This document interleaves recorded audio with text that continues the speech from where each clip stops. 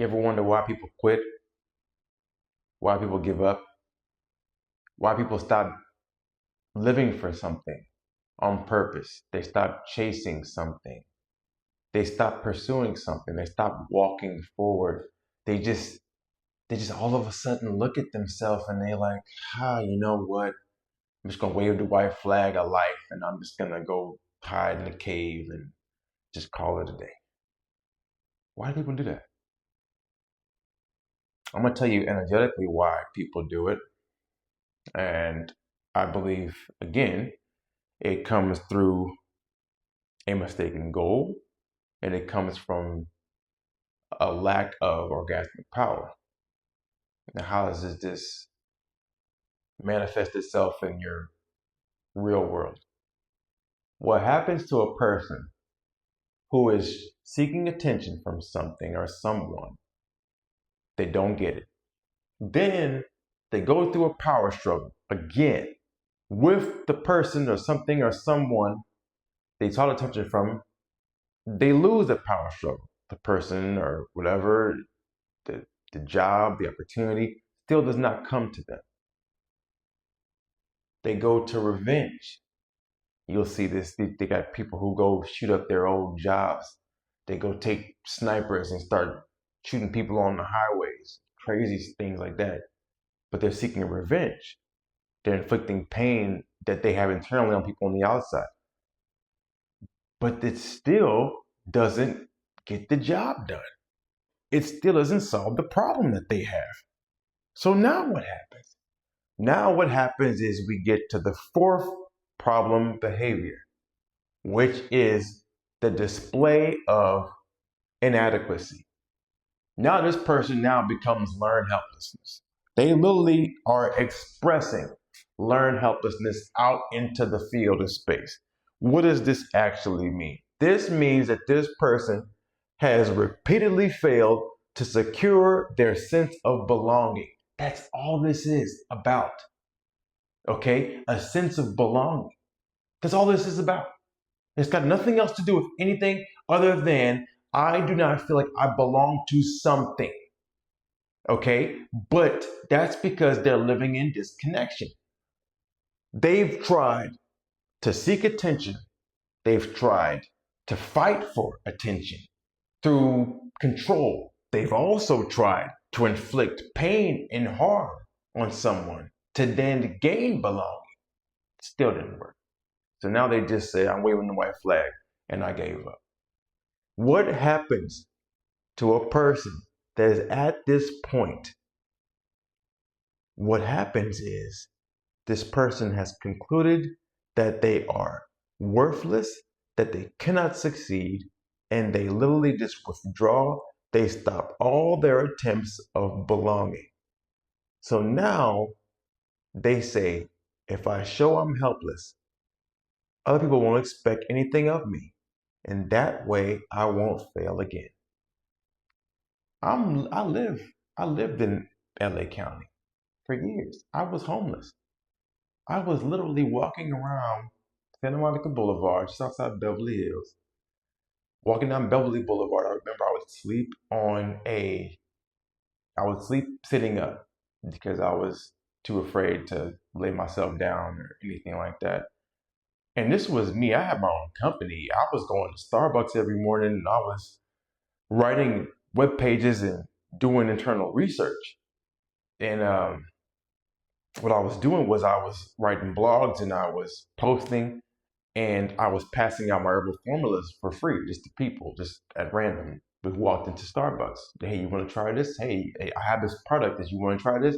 And it was all wrapped and everything. I would take a heat gun and I got some labels and I mixed everything. And I had already done it prior, so I had plenty of them. And I'll just pass them all out. And I would just keep going in and keep researching and keep typing and keep working on my philosophy. But I saw the people next to me that were homeless in their mind. I was homeless physically, but I always knew something was going to manifest from what I was planting, because I was planting seeds of prosperity and success and abundance. I knew something had to come from that. I can't just never make anything. I can't just not win. If I just keep on going, I'm gonna win. The people that I saw walking around, they just gave up. They didn't want anything anymore. They didn't want to pursue anything out of life. And I was so confused. Like, what's making you stop pursuing? If you just keep going, I'm telling you, the Creator's gonna help you. I think they figured out that they went through all these different pathways. And now they were at the point of, if I show I'm helpless, people won't expect anything of me, and then I won't fail again. But they don't understand failure doesn't actually exist. Failure is learning. If I don't fail, I don't learn. If I don't attempt a million things, if I don't just keep on trying different experimentations, different ways, different processes of doing something, if I don't keep trying it, if I don't keep on calling or asking questions or making content or speaking out or just promoting myself, or if I don't keep trying, no one's going to see me. No one's going to get this. I'm not trying. And let me not say trying, because trying doesn't really exist. If I'm not doing it, forget trying, forget maybes. If I'm not actually taking the action, if I'm not taking the action, then nothing will happen. Because for every action, there's an equal and opposite reaction. So when I become a person that's inadequate, I don't do anything. So what's the equal and opposite reaction? The equal and opposite reaction is nothing happens. You didn't put anything in. There was no input, you can't get no output. That's just physics. So now, look at it from this. What is the effect? When you now have withdrawal, think about relationships, because people have this. They go through all these different modes. Attention seeking. Please see me as beautiful. See me as worthy. See me as someone to respect. Men or women. You know, I'm sure men have a higher problem with the respect factor at this moment in time because they feel disrespected. Many men. Power struggles. Whenever you have sex is a big thing in relationships. Finances is a big thing in relationships. So money and sexual energy are big things. Women tend to hold the power in sexual relationships because if you can't take it, you can't take it from them because that's rape. So that makes sense. You see what I'm saying? So it's like you got to look at it from, there's different dynamics that work in each one of these sections in relationships. Third, revenge. Revenge can be physical, domestic abuse. It can be just physical abuse, emotional abuse. Yes, you can abuse somebody emotionally because you can go in and throw an onslaught of negativity at them that changes up their physiology. You have these intentionalities where people are intentionally trying to hurt somebody else to make them feel bad because they feel disrespected or they feel unseen. This is mainly because of, again, sense of belonging that they didn't get. Because then you move to inadequacy. And when you're in inadequacy, this place of inadequacy, you now begin to withdraw. So now this is going to frustrate other people. It makes it difficult to form cooperation or intimacy. It's damn near impossible. You're withdrawn. So now somebody comes to you to ask you, how you doing? How are you? And you're just like, I'm fine. Everything's great. But you don't say anything. No deep conversation. There's nothing. You just want to withdraw. Just because you're petty. Just because you lack courage. You lack courage to be authentic. You lack courage to be vulnerable. And you're just petty. People are just petty. Just because it feels uncomfortable. Just because they don't agree with something. So rather than just be able to express themselves, they now make it impossible almost to cooperate or to be able to engage in intimacy with another person. It's just because the person is literally avoiding responsibility and they're contributing little to a shared life. It's all about their life. So now they go into this mode where their heart is closed to any and everything else and to any and everyone else. and they just choose who can get their love and their affection. You can't get it because you didn't do what I wanted you to do.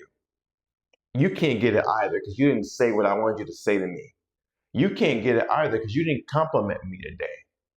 You can't get it either because you didn't treat me the way that I felt I needed to be treated by you.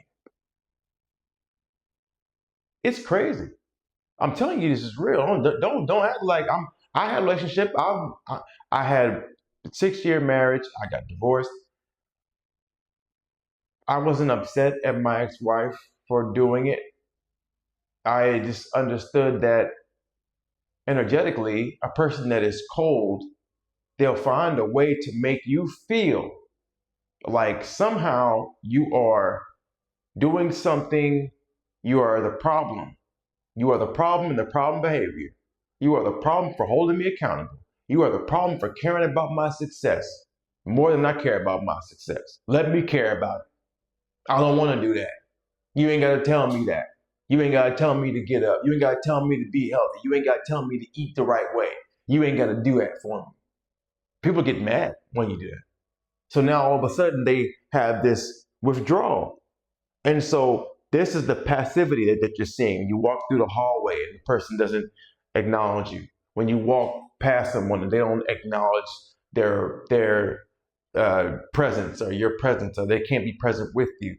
And all of a sudden, another person may feel guilt or they feel frustration instead of collaboration. So now your relationships stagnate. You have no connection. It begins to fade away. I'm telling you, this is one of the most obvious reasons why people have divorce. This is one of the most obvious reasons why these things happen. I think people have this phase of inadequacy because they just run out of excuses and they just don't want to face that inner voice. The inner voice is so loud at this moment in time. The inner voice is so loud, it's telling them what they should do, how they should be, and they just don't want to hear it. They don't want to hear it. They're doing their very best to cover up their inferiority complexes with superiority. They're doing their very best. Literally, the life lie that you have is if I give up, I'll belong by being excused from life. I'll belong by being excused from my responsibilities today. I don't have to work today. I don't have to participate in community behavior. I don't have to serve anybody today. I'm good. Yeah, I'm fine. I don't have to treat myself, take care of my self-care. I don't gotta exercise, get to the gym.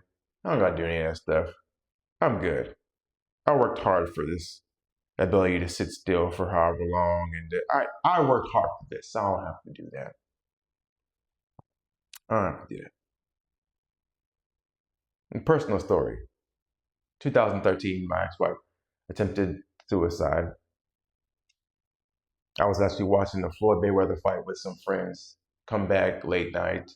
Literally, she proceeds to take a bottle of, I think it was Excedrin PM, and she did it in the room away from me. So I was in the room, and she did it out in the kitchen. And I came out to the kitchen, saw the bottle, and I was like, okay. And now I don't know exactly what's going on, but I remember I called my sister. It's early in the morning because I got back like 2 o'clock in the morning. My sister tells me, just get her to the hospital. Her organs can start failing. She's like, I don't know anything about this at this moment. My sister she was, trained in allopathic medicine, so she knows. So I just need somebody to tell her what to do. I was like, obvious, go get her to the hospital. Go get her to the hospital. I stay with her, and it's like, for years, I'm thinking to myself, why would this person want to quit on life? Why would this person want to give up? What happened to this person? Why would they think that this is okay for them to quit and give up on life?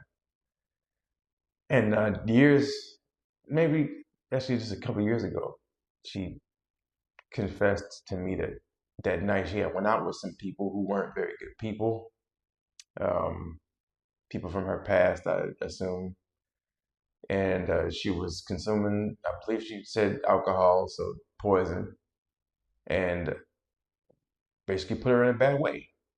And you don't know that these things that you do to yourself, what the effect can have on you.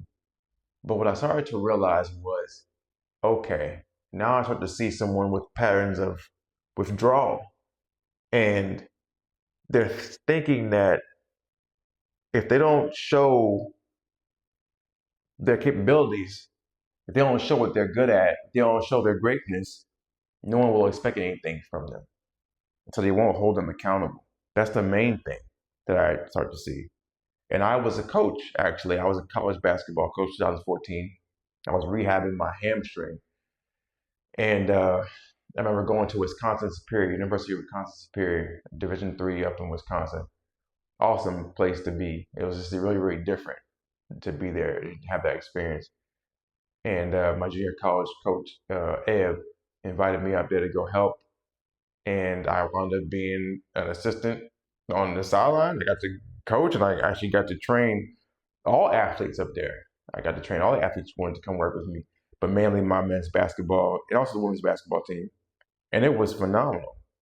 And just me going up there, being able to see the athletes and just being able to see them, and the ones that wanted to push past things, the ones that wanted better for their lives, the ones that didn't want.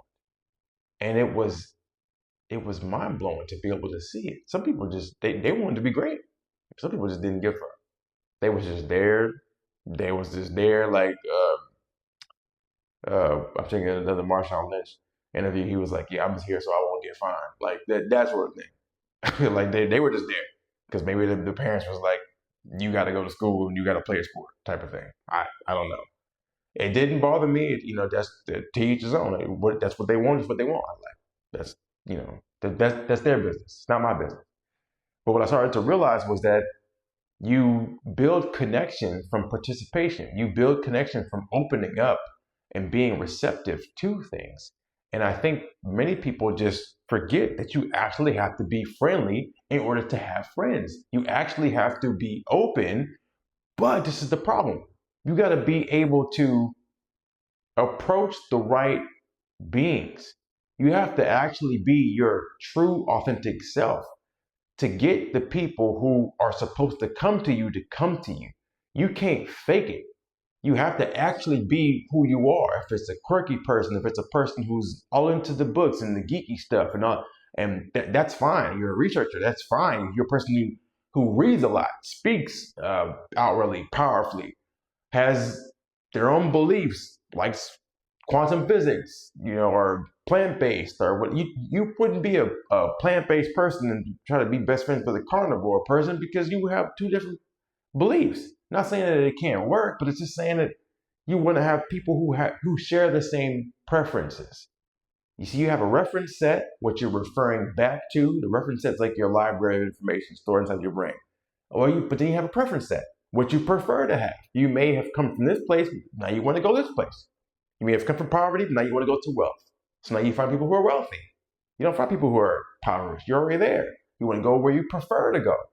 So there's people on both ends of the spectrum, and you get to do that. But if you quit on life, this is what happens to someone. You are not expected to do anything or to participate with anything. And this is the problem where I see many people give up in relationships. You just stop attempting to love someone because you don't want to love yourself. And let me tell you, I'm not sitting there telling you that you're supposed to stay with the wrong person. No, please don't do that. Please do not do that. Don't be with somebody just out of charity. Don't be with somebody just because you think that, just like leaving them is a bad thing. I was really messed up after my ex-wife attempted suicide. I didn't even know that it affected me in that way. But I'm thinking to myself, somehow I have to have something. I did something wrong. And maybe that's why they did this. I don't know. But I had to understand that it was not all me. I had to understand that in some way, shape, or form, I was not the direct cause of why this person decided to do that. Okay? So I'm going to give you some different, I'll say, avenues to think about this problem behavior of inadequacy and how you should look at it from a different perspective. You see, because think about this, it's mainly avoidance. And think about what you're avoiding. You have, in Adlerian psychology, you have 4 life tasks. The life task that he says you must complete to live fully. He talks about these. He says the first life task is work, which is contribution to uh, to society or to the community through one's talent and labor and knowledge, essentially. So how you can contribute through your talents and through your labor. That's the first thing, your work. Your work can be physical. You can be a construction worker. You can be a builder, an architect. You can be a speaker, a pastor. Whatever it is that your work is assigning you to do, that's what you do. That's your work. It's your first life task. Your second life task is your love and your intimacy. Second life task. What is that? It is creating partnership and family. That's your second life task. You need to create partnership. You need to create family because you never actually grow up unless you decide to love. That's what he's saying. You have to choose to love. You don't fall in love with anybody. How people understand this. You don't fall in love with anybody. You choose to love them because you choose to love yourself. There's a moment in time when you're living, when you're going through life, when you decide, I want to be the best version of myself I possibly can be for the rest of my life. And you just decide right then, I'm not going to do anything else other than be the best version of myself I possibly can be. And that's it. And then in that way, you now hold other people accountable around you to do the same thing because you're doing the same thing for yourself. And that becomes your standard. And then you have boundaries set. Your third life task is community, your social interest. And what that is belonging to something greater than yourself. You can't live just by yourself in a cave and you're just doing things so that you can be seen. It's not, no. You have to have contribution to something. You have to have products. You have to create products. You have to create things that other people can use to benefit them. That's a community, social interest, life task. The fourth one is self-care and spirituality. Self-care, spirituality, because essentially your spirit is inside your blood. So what does that mean? That means your respect and kindness towards one's own body and soul.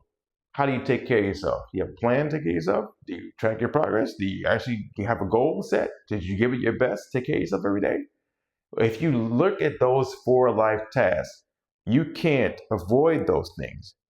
But like I talked about in the third problem behavior, you have this thing called inferiority complexes and superiority complexes. What do those do? They distort these tasks. Think about inferiority. If you're working at work, the inferiority-driven employee, they hide. They hide from the work. They literally don't think that they can perform anything. That's what happens on a basketball court or a football field or anywhere. They have feelings of inferiority, so they hide. The person with superiority, like the boss or the CEO or the supervisor, they micromanage everything. They try to control everything. The person who's doing the actual work can't even do anything. They can't learn. That's what happens. These complexes drive at work. That's the first life task. Think about the second one, in love and intimacy. One's going to withdraw in shame. Inferiority is going to get you to withdraw in shame, like the tyrant and what is it? So like the tyrant and the opposite. The meaning that tyrant's going to be this person. You have the person who's going to reject, the person who's literally going to resist. Yeah, so the tyrant and then the resistance. That one is going to have domination and control. So that's in intimacy. How does inferiority, superiority go into intimacy and love? How about in community, in social interest? Inferiority isolates the person. They talk about, oh, I'm an introvert, and I just want to stay away from everything. And the other is competing with everyone. Extroverted times a trillion, competing with everybody. I gotta be number one in the world. I gotta be number one in everything. It's like dude, it's too much. You're doing too much. You know what I'm saying? Serve the purpose rather than serve your ego. And then you have self-care. Self-care and spirituality. Inferiority neglects your body. When you have an inferiority complex, you neglect the work you're supposed to do for yourself on your own body. You're talking to people who also do it. Let me get you to understand this. Entanglement can tell you where your mind is at. You're speaking to people. I don't talk to my family much. I love my family, but I don't talk to them much because they have a different way of looking at life. So many of them are inferiority complex expressors. They express a superiority complex, and they do it with a superiority complex too to hide themselves. What that does is it shows through the way that they neglect their bodies. They don't have six pack. They don't have any muscles. They don't have any muscle mass. They're not toned. They don't go out to exercise. They can't catch their breath when they're hiking. It's crazy. Their bodies are just there. They don't care to make their vessel clean. They just leave the vessel the way it is. And I've learned to avoid people like that because that entangles with my own brain. So if I'm speaking to them, I'm doing the same thing. So I find people who care about their body because you have people who are on the opposite scale, superiority. They abuse their body to prove dominance. People who overtrain. Now, there's not really overtraining, there's under-resting, but there is ego lifting. There's ego performance where you just start trying to do everything and express all your energy out because you need to show your dominance in this way. You need to show your dominance through your athletic ability or through your self-care, through how many books that you read or how smart you are. So you have this whole web of unfinished life tasks. You're doing all these different things and it's all based upon avoidance. Masquerading. You're masquerading as like destiny. I'm designed to do this. This is my adventure path. This is the path to my manifestation. You know you're lying, but you don't want to say that you're lying because you're walking around here with the display of inadequacy. Like you think that this is how it's supposed to work. And then nobody's going to expect anything from you because it's awful. It's awful. But we're going to go to the food. I like to put this as a mistaken goal, how people can, first off, affect these mistaken goals from their diet. So first off, the heart, at the area of the heart, this is going to be the mistaken goal, which is going to be if I give up, I belong but being excused. If I show I'm inadequate and I can't do the job and I can't love a person and I can't love myself, if I show I can't do this thing, I'm going to be excused. So the elements, it's basically air, it's breath, circulation, compassion. Compassion is not sympathy. Compassion is celebrating the passion for your creation, which is celebrating the passion for yourself. Creation, celebrating the path of you're creating yourself. What happens whenever you love yourself unconditionally, in a mirror perspective, you now love everybody else unconditionally. Because if I have the excess amount of energy that I need, because I've been showing myself the care, the love that I need, participating in my life tasks the way I was supposed to, the way I'm designed to, everyone else that's doing whatever they're supposed to do, you will show them the same level of exceptional, unconditional love and gratitude that you have for yourself. What happens in this display of inadequacy is you have this lifestyle expression of helplessness. You just act like you don't know how to do anything. So here's the thing you're going to hear someone like this say.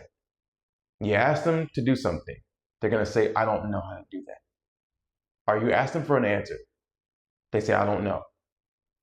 What they do is they leave it at, I don't know.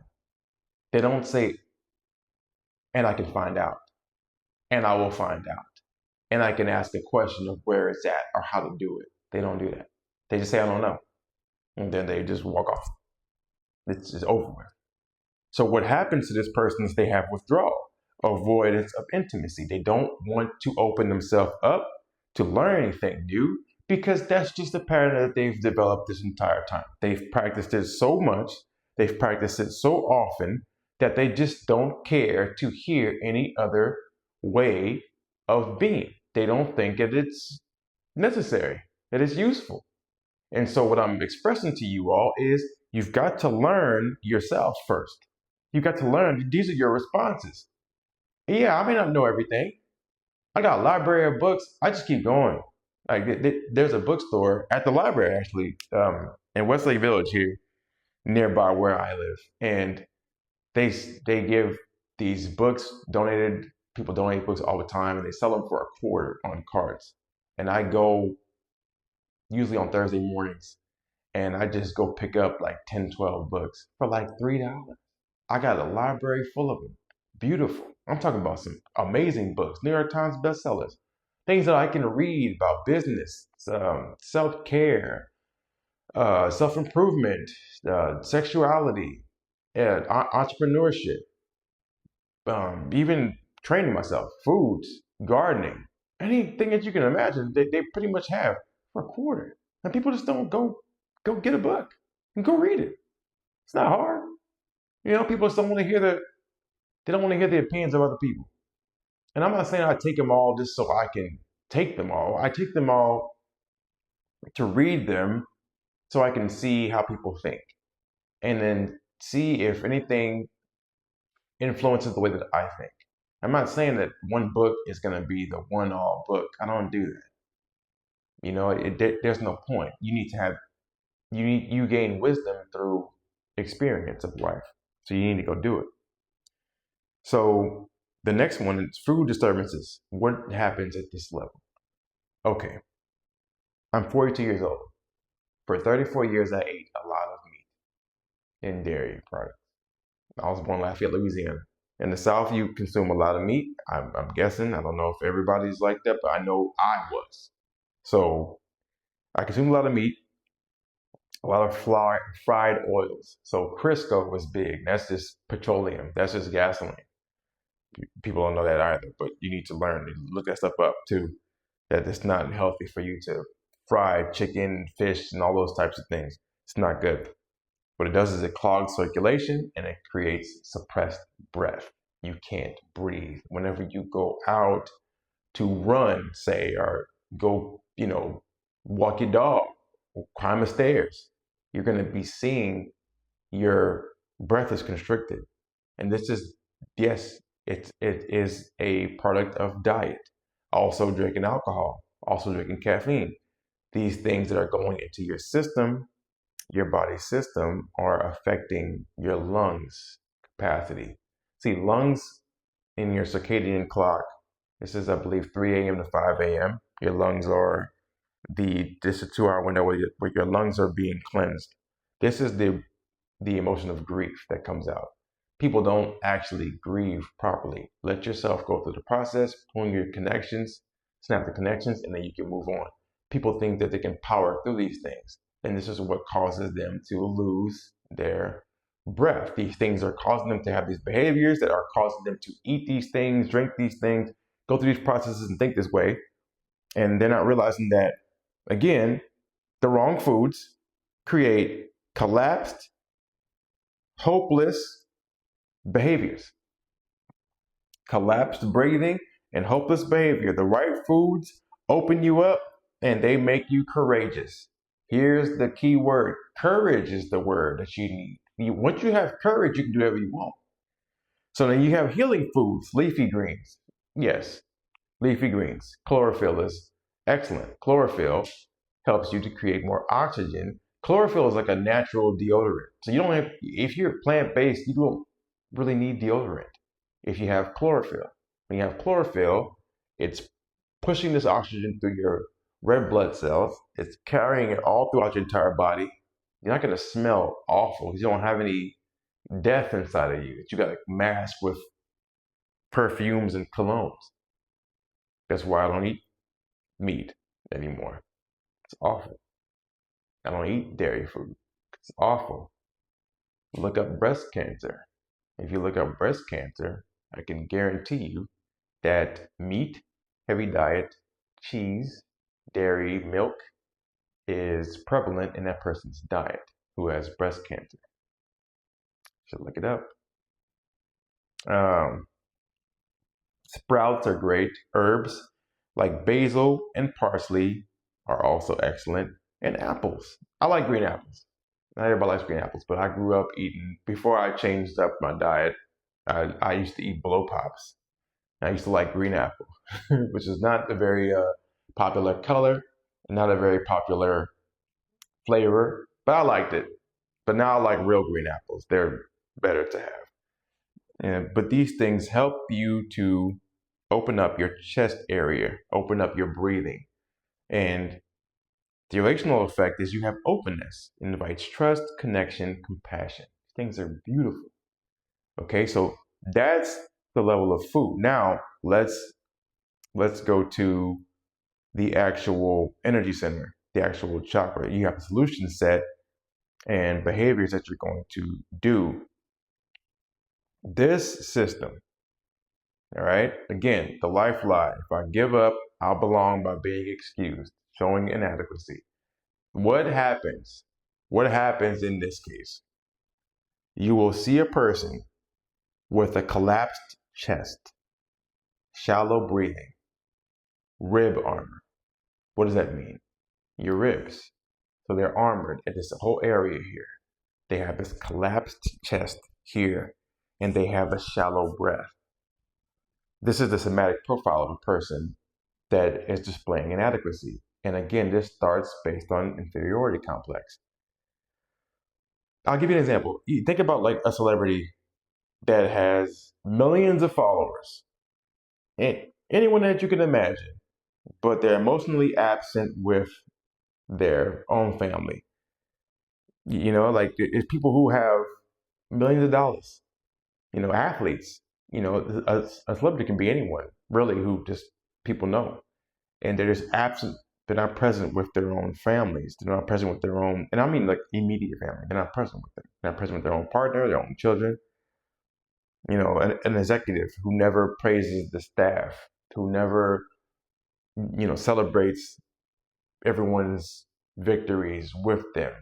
It's like leadership in a different way. And I'll explain why this fails, okay? Why does inadequacy fail? Ultimately, inadequacy fails because when you withhold love, it starves both yourself and other people. It basically keeps you from being your authentic self, and it keeps you from being appreciated as your authentic self. So it takes you away from belonging.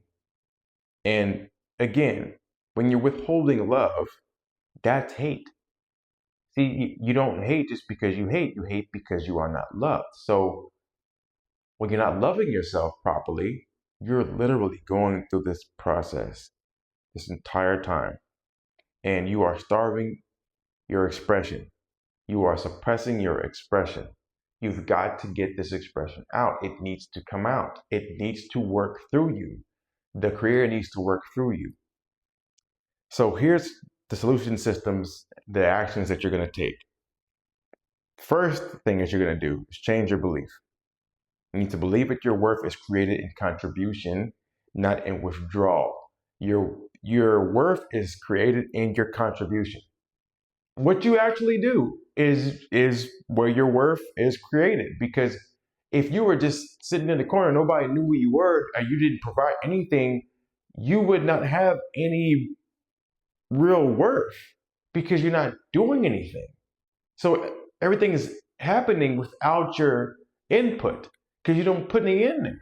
Once you decide to put some input and stop withdrawing from life, you now are going to have your worth determined by your contribution.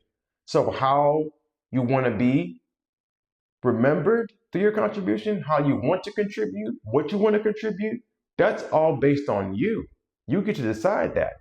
You get to make that up for yourself. You get to decide all those things. But that's based on you, yourself. Now, when you see that and you say, okay, this is my level of contribution that I want to have. I want to have this level of impact. You'll start to design your life around that level of impact. That's what you do. Next up is release your chest armor with breathing and forgiveness rituals. Like I told you in the last problem behavior, forgiveness starts with yourself first and then other people. So you need to forgive yourself first for whatever you've put yourself through, whatever you've gone through, however you've made your life difficult, because you made your life difficult. It ain't nobody made your life difficult for you. You did it. It's all on you, because you don't want to give your power away to anyone else. You don't want to say it. This person made your life hard. This person made your life wrong. It's not like that. You want to say that you yourself did not put in what you decide to put in to pay the price to get what you're asking for. You're asking for this and you didn't want to put in the work to get that thing. Okay, well, if you don't want to do what's necessary, don't ask for it then. If you don't want to do what's required, don't ask for it. Don't walk around here crying like somebody's upholding something against you. You asking for something that you ain't putting in or you aren't paying the price for. If you're not paying the price to get what you want, shut the fuck up. Nobody want to hear that stuff no more. You're crying for no reason. If you do decide to pay the price, know it's going to take some time for you to bear fruit from the seeds that you're planting. All you got to do is plant the seeds, keep watering the flower, be consistent, stay disciplined, stay positive, know it's going to come to you. I guarantee you, eventually it's going to happen. You cross the finish line. You just got to be patient. Then the next one is heart coherence meditation. Rewires your brain-body chemistry. You can look up on YouTube, Dr. Joe Dispenza. His main meditation that I got in 2019 when I first started meditating was breaking the habit of being yourself. He has, it's called Water Rising. And he has that one, and he also has Body Parts in Space. You can find it on YouTube. I guarantee people put these things on YouTube. There's plenty of meditations that have heart coherence. I just like his because they're very direct. He tells you how to manage your mind. Essentially, he guides you through it. And I do guided meditation. I don't really sit there and try to magically create some purposeful thing. I don't do that. I just actually guide myself to where the ends that I want to go to. So if it's abundance that you desire, look up abundance meditation. If it's coherence, look up coherence. If it's heart opening, look up heart opening. They have each one. And I guarantee you'll find something. Next is cells reprogramming to openness. So what you want to do is you're going to do these through self-worth affirmations. You're going to take a voice recorder app on your phone. I guarantee you have one on your phone. Every phone pretty much has one. If not, go get an old school tape recorder. You can do this. Write down 100, 200, 300 self-worth affirmations. Okay, I am beautiful. I am loved. And you're going to say them. Okay, I am wealthy. I am healthy. I am choosing to live with integrity. I am in control of my mind, my thoughts. I am making a positive impact on the world. You're going to write these things down and you're going to recite them and you're going to record them and then you're going to play them back overnight while you sleep. It's easy. Record them on a voice recorder app. It'll be saved as an MP4. Take the MP4, email it to yourself. Email it to your own personal email. After you download it to your laptop, you're going to go to the internet and just say MP4 to MP3 conversion. That's all you got to do. Put the file in there. It's going to convert to MP3. Now you can put it on your iTunes. You can save it to your phone. You can use it as a ringtone. You can put it on your MP3 player, but it's going to be there. Play it overnight because you're reprogramming your subconscious mind when you don't have any input coming in, which is mainly overnight while you're sleeping. So while you're sleeping, your subconscious mind is awake. Your conscious mind is asleep. Subconscious mind is awake. You want to be programming your cells. They're taking the orders from you, and you want to be coherent when you're doing this. Lastly, you're going to eat green foods. Now, again, remember I told you about the first problem behavior, seeking attention. That's the root. That's red. Power struggle. Number 2, that is the sacral. That is orange. Number 3, it prevents solar plexus, that's yellow. And then number 4, display of inadequacy, that is the heart. The heart is green. Okay, so the heart is green, meaning you need to eat green foods. Gratitude journaling is excellent for this part as well. Simply just saying, I am grateful for, in the morning time or before bed. Simply saying, I am grateful for. And look at what you got around you. And be proud of what you got around you. Stop acting like your process is supposed to be this way or this way. Look, accept the process for what you have. Once you accept yourself for who you really are, change your self-identity. Watch your projection just shoot through the roof. Okay? And then you have chest opening exercises. So flies. I used to do cable fly, but now I do dumbbell fly. So I just take 2 dumbbells light. I don't need to have 400 pounds. 17 and a half pounds is good for me. I don't go past 20. And I just do it, and I just do a fly. I lay on my back while I'm doing it. And that's a cable or a dumbbell fly. You can do a cable fly if you want to. You can even do wide push-ups and just chest opening exercises. Whenever you do push-ups, do it where you're on an incline, so you can do them where you're all the way up here and you're opening yourself up. You know, you want to have things where you're increasing your range of motion and your mobility. Those chest opening exercises are really good, and you're helping yourself to breathe better, to be freer. And lastly, I'll leave you with a quote. And this quote is, to give love is to know love. To give love is to know love. And to withhold love is to starve. Because love is the key. That's the key for everything. That's the key to how this universe works, how this whole mechanism, this matrix operates. It's operating based on love. So to give love is to know love. But if you don't give love, you don't know love. Because let me tell you, if you knew the healing powers, the effects of what love is, and love is not what people think. Love is not just you walking around being nice and faking it. Love is authenticity. Love is vulnerability. Love is transparency. Love is you literally being accountable for yourself and your behavior and what you're putting out. Put out what people need. Say what you need to say. Tell them what they need to hear, not what you want them to hear. Tell them what they need to hear. They need to be challenged. People need to do that. And to withhold is to starve. So if you really realize what I just said, to give love is to know love, okay? And to withhold love is to starve. You realize that when you're withholding, you're hating. That's hate. Withholding love is hate. People do it all the time. People comment, they say things that they don't want to take for themselves, but they'll send it out in an instant. Hate, which is just the absence of love. You can always tell somebody who doesn't love themselves, they're sending you hate. And you don't hate just because you hate. You hate because you're not loved by yourself. So again, if you guys are looking for a one-on-one VIP chakra cleansing experience, I do offer one-on-one coaching, personal coaching. You guys click the link in my description below. And I have 3 cellular detoxification cleanses, starting with your lymphatic system, which is awakened, lymphatic system, which is replenished, and complete transformation, evolution, which is platinum, which you have to do the first 2 before you can do the 3rd. And then we have VIP retreats experiences, only 10 people we take at a time. These are luxury detoxification, subconscious reprogramming. You get training, physical training, mental training, everything that you can experience to change your lifestyle, and then bring that information back to your family. That you can change your generational health with your family and increase your generational wealth. And lastly, I have a Become Alkalign Challenge starting on October 27th of this month through 31st. Click my description below. You'll be able to see the details.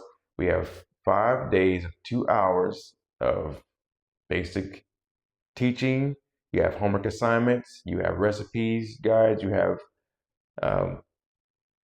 demos, food demos. You have everything that you can imagine in 5 days for you to change over your performance-based lifestyle from low performance, low energy to high performance, high energy.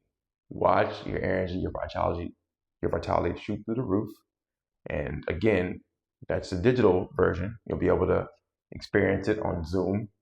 And other than that, this video was pretty deep as far as the heart, because I feel like it's a really big problem in this world today. So if you got anything from the video, like, share, subscribe, and we're gonna keep going with problem behaviors. I'm telling you, there's 3 more that we have to get through, that we're gonna get through, and you're going to experience yourself in all of them. And then when we wrap it up in the whole 7, you're gonna see yourself in everything as well. But I hope you guys are enjoying the content. If you are enjoying it, leave me a comment below. Let me know how I can improve.